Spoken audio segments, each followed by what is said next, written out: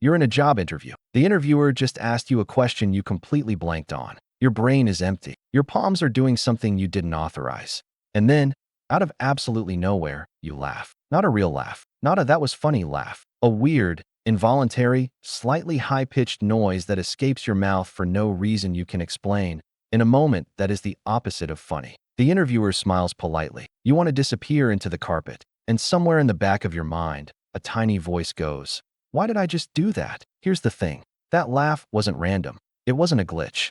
It was one of the oldest, weirdest, most deeply wired behaviors in the entire human nervous system, and it's been showing up in moments of stress for way longer than job interviews have existed. We're talking about nervous laughter, and once you understand what it actually is, you're never going to be embarrassed by it again. You're going to be kind of impressed by it. Let's start with the obvious question. Why would your body do the exact opposite of what the moment calls for? You're scared, or humiliated, or grieving, or panicking, and your face decides the correct response is to grin and make a sound normally reserved for jokes. On paper, that makes zero sense. Evolution is supposed to be efficient. It's not supposed to hand you the wrong tool at the worst possible time. Except it turns out this isn't the wrong tool. It's a very old, very specific tool that just looks wrong to us now because we've forgotten what it was originally built for. To understand nervous laughter, you actually have to go back and understand what laughter itself is, biologically speaking, because most people think laughter is a response to jokes.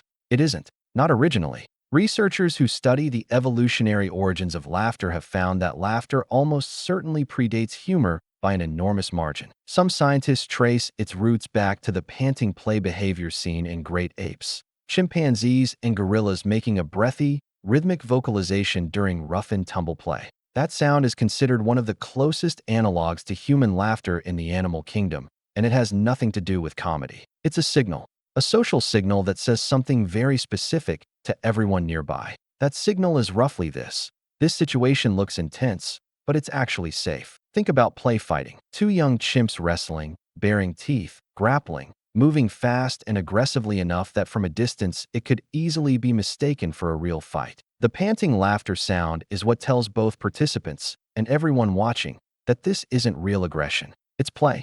It's a built-in de-escalation signal layered directly on top of behavior that looks dangerous. And that idea, laughter as a signal that diffuses tension rather than a response to something funny, is the key that unlocks the entire mystery of why you laugh in a job interview. Because here's what's actually happening in your nervous system when you're under stress.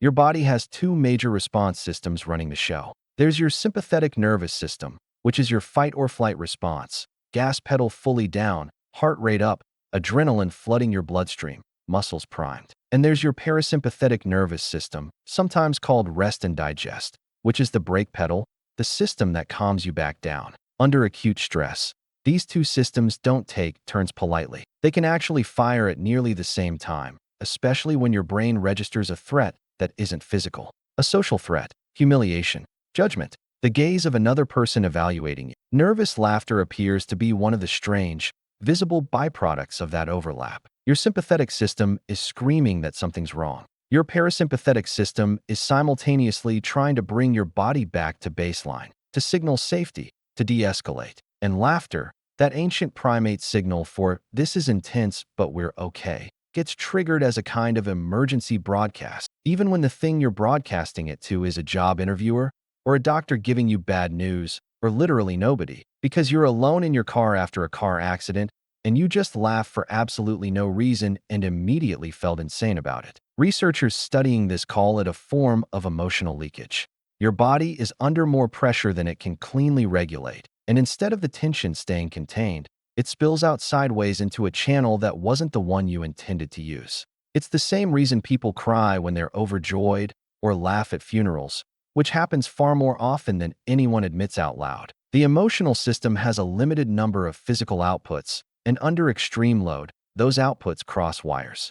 Your face doesn't have a setting called appropriately blank. It has laughing, crying, grimacing, and a handful of blends in between, and sometimes the wrong one fires first. There's also a social piece to this that's genuinely fascinating, and it has to do with primates way beyond just humans. Researchers studying social hierarchies in primate groups have long noted that subordinate animals will display submissive, appeasing behaviors, including vocalizations that resemble laughter when interacting with more dominant members of the group. Bared teeth, a specific posture, a sound that essentially communicates, "I am not a threat to you. Please don't hurt me." Some evolutionary psychologists argue that human nervous laughter carries a faint echo of that same appeasement instinct. When you're being evaluated, judged, or put in a position of vulnerability, whether that's a boss, an authority figure, or a stranger with power over an outcome you care about, some ancient piece of your nervous system defaults to a behavior that has, for millions of years,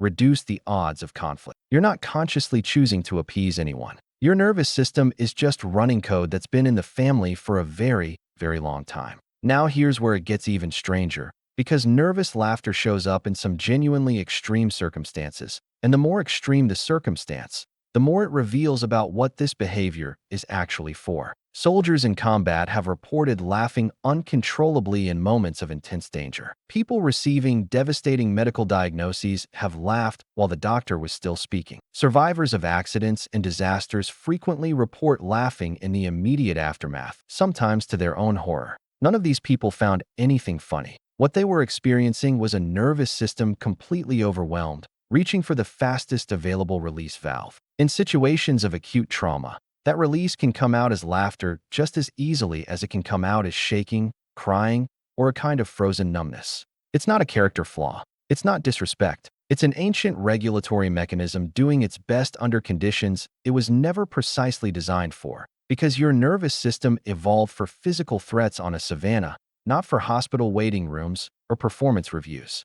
There's also a purely physiological piece worth mentioning, because laughter itself does measurable things to your body that have nothing to do with humor. Laughing activates the release of endorphins, and it also appears to help regulate cortisol, the stress hormone that floods your system during anxiety. Some researchers propose that nervous laughter isn't just a signal misfiring outward toward other people, it's also functioning inward as a self-regulation tool. Your body triggering a behavior that it already knows chemically helps bring stress hormones back down, even in a moment where the trigger for that stress hasn't gone away yet. In other words, your nervous system might be laughing to calm itself down, using you as the delivery mechanism, while you stand there mortified, having no idea any of this is happening beneath the surface. Culture adds another interesting layer here, because how visible and acceptable nervous laughter is varies significantly depending on where you're from. In several East Asian cultures, laughing during moments of embarrassment, minor conflict, or even being scolded is a well-documented and far more openly acknowledged social pattern than it is in many Western cultures, where it tends to be read as strange or even suspicious. Researchers who study cross-cultural emotional expression have noted that this isn't because people in different regions have different nervous systems. It's the same ancient mechanism. What differs is how much social permission a culture gives that mechanism to show itself openly instead of being suppressed or hidden. So let's bring this all the way back to that job interview. You blank on the question, your body launches an internal 5-alarm fire in response to a purely social threat that couldn't be further from a lion on the savannah. Your sympathetic and parasympathetic systems both try to take the wheel at the same time. An ancient appeasement signal that's been running in primates for millions of years gets triggered without your permission, and a sound comes out of your mouth that has more in common with a chimpanzee play wrestling with a friend than with anything you'd call comedy. That's not a malfunction. That's a 5 million-year-old survival tool trying to keep the peace in a modern situation it was never built to understand. Next time it happens to you, in an interview, at a funeral, after bad news, in some moment where your face does something your brain absolutely did not approve, you don't have to be embarrassed by it. You're not broken, and you're definitely not alone. You're just running very, very old software, doing exactly what it was designed to do, in a world it never saw coming.